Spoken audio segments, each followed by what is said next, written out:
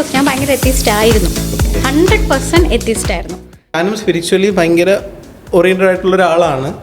അതേപോലെ തന്നെ ഞാൻ കുറേ എത്തിസം ഒരു പരിധി വരെ സപ്പോർട്ട് ചെയ്യുന്ന ആളാണ്. അപ്പം എനിക്ക് ഭയങ്കര ഇപ്പം നമുക്കൊരു സ്റ്റാൻഡ് ഇല്ലാത്ത പോലെയൊക്കെ ഒരു ഫീൽ തോന്നാറുണ്ട്.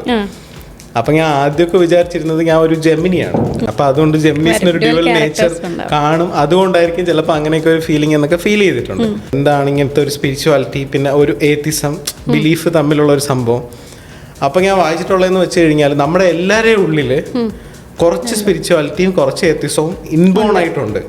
എന്ന് വെച്ചാൽ നമ്മൾക്ക് ചില കാര്യങ്ങൾ നമുക്ക് ഇപ്പോൾ സയൻസ് ഓറിയൻറ്റഡ് ആയിട്ട് അറിയാമെന്നുള്ള കാര്യങ്ങളിൽ നമ്മൾ ഒരിക്കലും വിശ്വസിക്കില്ല.